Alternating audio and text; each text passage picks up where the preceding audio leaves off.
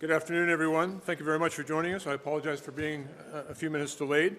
I'm joined today by my parliamentary secretaries, Marie-France Lalonde and Yvonne Jones. Earlier today, I had an opportunity to participate in the 20th meeting of the Ukraine Defense Contact Group, which was hosted by the United States Secretary of Defense, Lloyd Austin. For close to 2 years now, this group of approximately 50 countries has been meeting regularly to discuss how we can best support Ukraine. And today I'm able to provide you with an update on Canada's next package of military assistance to Ukraine. Today I was able to share with the UDCG, and I am announcing that Canada is committing over $40 million to the Czech Republic's initiative to purchase large quantities of artillery rounds for Ukraine. Our $40 million contribution is going to enable the rapid delivery of several thousand rounds of artillery ammunition to Ukraine, and most importantly, the ammunition that they have told us that they require. During all of our discussions, Ukraine has made it clear that artillery ammunition is one of their most urgent requirements, and they need more of it as quickly as possible. And as this international initiative, which is being led by the Czech Republic, it will provide with Ukraine with that much-needed ammunition. In the longer term, Canada is also advancing work to increase our domestic production of 155 artillery ammunition right here in Canada. We've already made some progress. We've made a significant investment in Canadian industry in order to come to us with a plan in order to increase that production. And we're doing this because not only does Ukraine need this ammunition, so do the Canadian Armed Forces. I'm also able to announce today to our colleagues that Canada is donating a package of night vision equipment worth approximately $7.5 million to the Ukrainian Armed Forces. This equipment is being purchased from 2020 Insight, a Canadian company, and it's going to enable Ukrainian soldiers to be more effective and safer on the battlefield. Finally, I'm also proud to say that Canada has officially joined the Ukrainian Defense Contact Group's Drone Capability Coalition, which is co-led by Latvia and the United Kingdom. This coalition is bringing together several partners working to find ways to increase drone production with the collective goal of delivering 1 million drones to Ukraine. Drones have, quite obviously, become an essential tool for the Ukrainian Armed Forces in their battles to fight against Russian aggression. They are adaptable, tough, and can perform a wide variety of tasks, from identifying threats to engaging with targets. Canada has already committed to donating over 800 Canadian-made drones to Ukraine, with the first scheduled to be delivered in the coming weeks. And by joining this coalition, Canada is going to be working with our allies to get even more critical drones into the hands of Ukrainian soldiers. And we have been working closely with Ukrainian industry and our coalition partners to support Ukrainian industry in the development of their drone capabilities and to help them be more effective on the battlefield. For over 2 years now, Ukrainians have fought bravely for their freedom, for democracy, and for the international rules-based order that has kept the globe safe for almost 80 years. And now more than ever, they need us to back them up, to make sure that they have the equipment and the supplies that they need to win this war.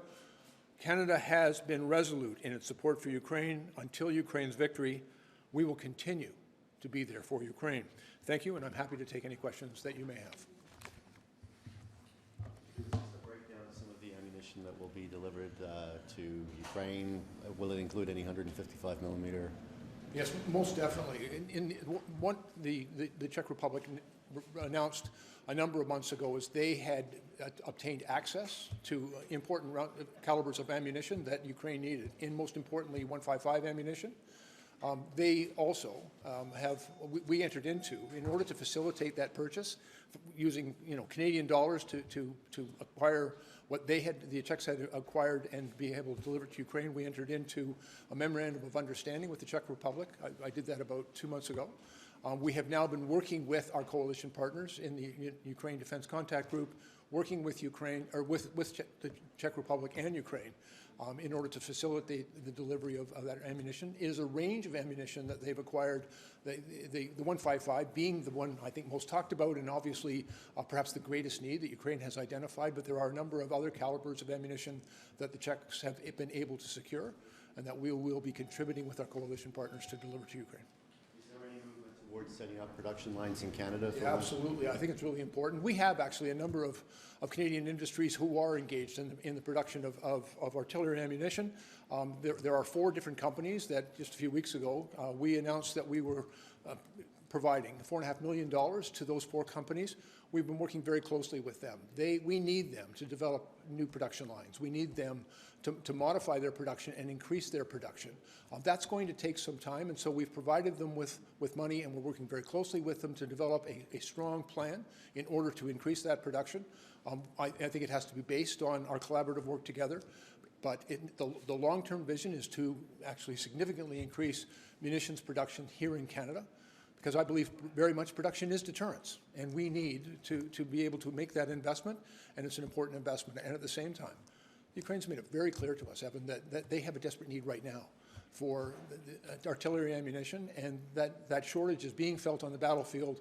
The Czechs and other of our European partners have been working on ways to acquire that ammunition from other sources, and we're working with them in order to provide it as quickly as possible to Ukraine.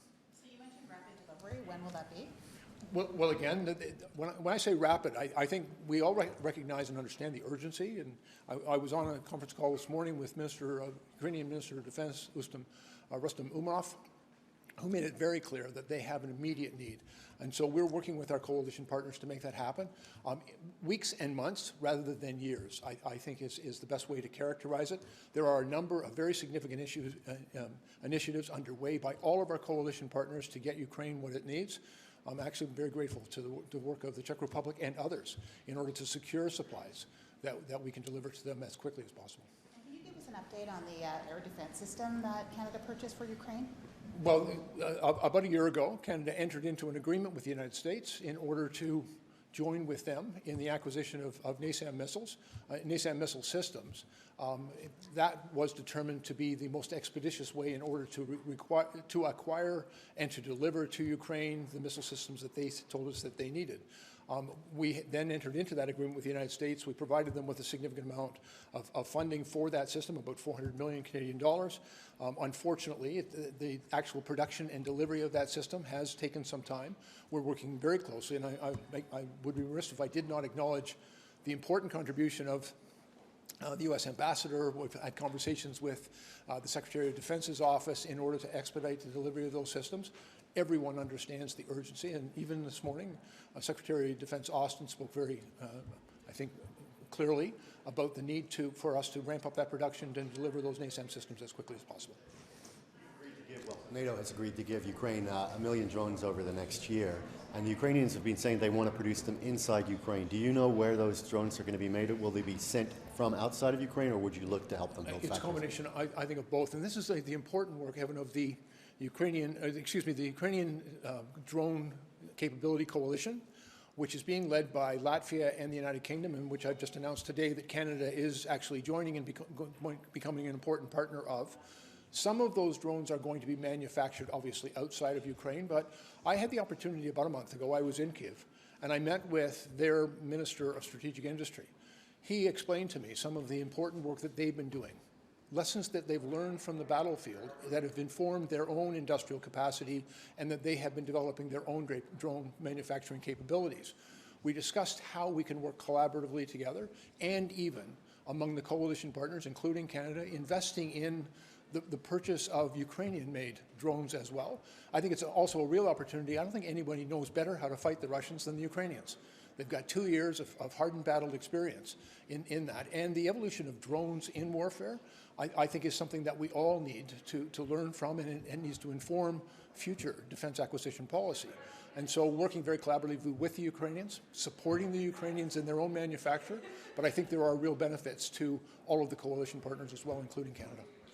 Does the Canadian Forces have, or will it have, like a study group or a lessons learned unit that will take the lessons from the Ukrainian war and apply them to the Canadian? I want to assure you that work has been ongoing since the very outset of hostilities 2 years ago in Ukraine. Canada began training the Ukrainian armed forces in 2014.